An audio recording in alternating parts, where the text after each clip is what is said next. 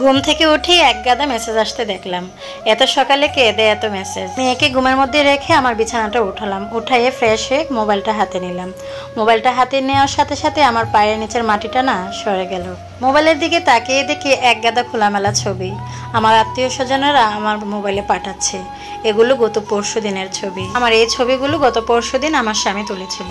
হঠাৎ গত পরশু দিন রাতে আমার স্বামী জেদ করলো, তোমার কয়েকটা ছবি তুলি, তুমি তো আমার বউ। তখন আমি তাকে বারণ করিনি যে তুমি ছবি উঠাইও না।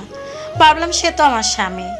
আর এখন যখন আমি এগুলো দেখলাম তখন আমি সাথে সাথে তাকে কল দিলাম যে এই ছবিগুলো আমার আত্মীয় স্বজনের কাছে পাঠানোর কারণ কি।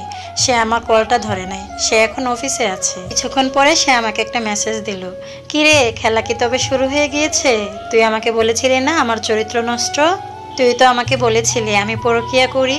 আমি তো পরকীয়া করি, তুই কি করবি কর। এবার তো বাবার বাড়িতেও যেতে পারবি না। আমি বলেছি সবাইকে নষ্টাইম অবস্থায় তোকে ধরেছি। এই কথাটা বলে সে একটা কান ফাটানো হাসি দেয়। আমি তার কথাগুলো না কিছুতেই বিশ্বাস করতে পারলাম না। আমার স্বামীর একটা মেয়ের সাথে সম্পর্ক ছিল। আমি প্রতিবাদ করাতে এটার ফলস্বরূপ সে এটা করলো আমার সাথে। আজ বাবা মা কল দিয়ে আমাকে অনেক বাজে বাজে কথা বললো। আত্মীয় স্বজনরাও না আমাকে ভুল বুঝতে শুরু করলো।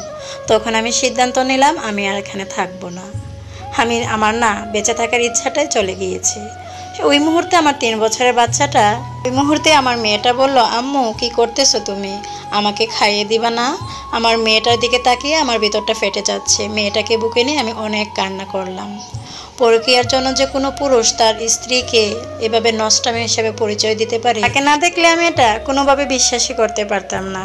ওই মুহূর্তে আমি একটা সিদ্ধান্ত নিই, আমি এত সহজে মরবো না। তাকে এমন শাস্তি দিব, তিলে তিলে তাকে আমি শেষ করব।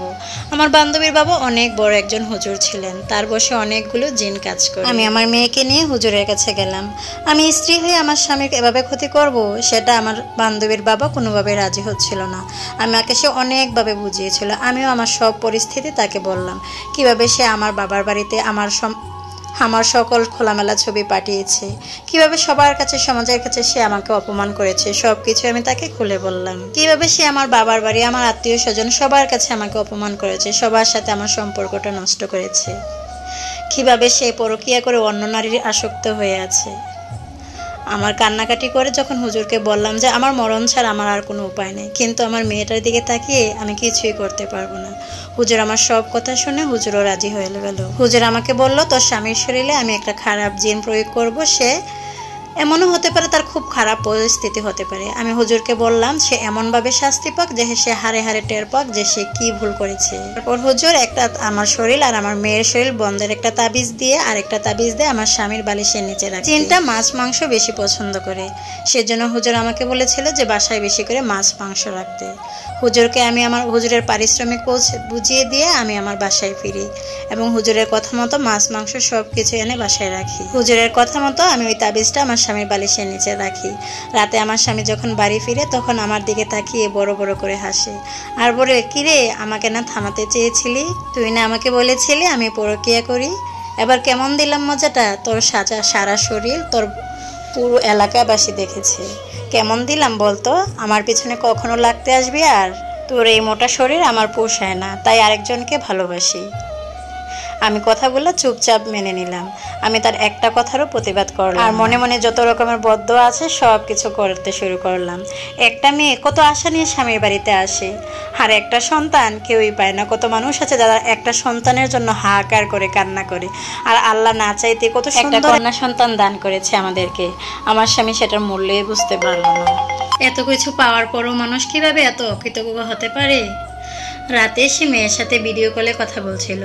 আমি পাশের রুমে মেয়েকে শুয়ে অনেক কান্না করতেছিলাম। তখন আমি আল্লাহকে বললাম, আল্লাহ আমি অনেক গুনাহ করেছি জানি, কিন্তু যে স্বামী তার স্ত্রীকে সমাজের চোখে বাবার বাড়ির চোখে এত নিচে নামাতে পারে, তাকে আমি কিভাবে ক্ষমা করব বলুন? হঠাৎ করে শুনতে পাই বিকট আওয়াজ হচ্ছে স্বামীর রুম থেকে। আমি দৌড়ে গেলাম স্বামীর রুমে। ভিতর থেকে দরজা আটকানো। স্বামীকে বললাম, কি হয়েছে? দরজাটা খুলো। সে দরজা খুলে দৌড়ে এসে আমাকে জড়িয়ে ধরলো, ধরে কান্না করতেছিল, থর থর করে তার শরীরটা কাঁপতেছিল। তখন আমি তাকে জিজ্ঞাসা করলাম, কি হয়েছে?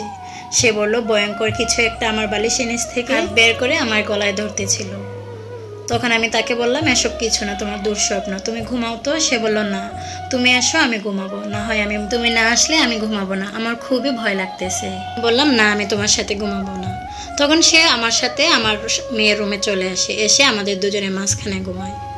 তখন আমি মনে মনে অনেকটা খুশি হয়েছিলাম। বললাম, এবার কেমন দেখ মজা, তুই আমাকে সমাজের চোখে, আমার বাবার বাড়ির চোখে সবার কাছে খারাপ করেছিলি না, এবার দেখ কেমন লাগে। রাত কেটে যাওয়ার পর যখন সকাল হলো, পরের দিন আবার সকালবেলা থেকে আমার সাথে খারাপ ব্যবহার, ওই মেয়ের সাথে অবলীলা কথাবার্তা সব কিছু তার চলতেছে। সে যখন অফিসে চলেন, হুজুরকে কল দিয়ে আমি সব কিছু জানাই। তিনি বললেন, একটু ধৈর্য ধরো, আজ বড় কিছু হবে। তখন সে দিন শেষে রাতে বাসায় এলো, এসে তার প্রেমিকের সাথে কথা বলল। আমি আমার মেয়ের রুমে চলে এসেছিলাম ঘুমাতে। হুজুর বলল, আজ যা কিছু হয়ে যাক না কা, তুই কিছুতেই যাবি না। আমিও আমার রুমের দরজাটা বন্ধ করে দিলাম। ভাবতেছি, আমি তো আমার স্বামীকে ভালোবাসি, আমি তো এমনটা করতে চাইনি। আর রাত হঠাৎ 3টার সময় বিকট আওয়াজ হলো। 3টার পর অনেক তাণ্ডব হলো আমার বাড়িতে। মনে হয় যে পুরো বাড়িতে জ্বর এসে গেছে। রাত 3টা, আমি কোনোভাবে আমার স্বামীর রুমে গেলাম না। 3টার পর 4টা বাজলো, 5টা বাজলো, ফজর নামাজ পড়ে গিয়ে দেখলাম বাসায় যে মাছ মাংসগুলো ছিল সব কিছু কাটা ছিঁড়িয়ে ছিটে পড়ে আছে। মুহূর্তে দেখলাম আমার স্বামীর ঘাড়ের মাংস মনে হয়েছে কে তুলে নিয়ে গেছে।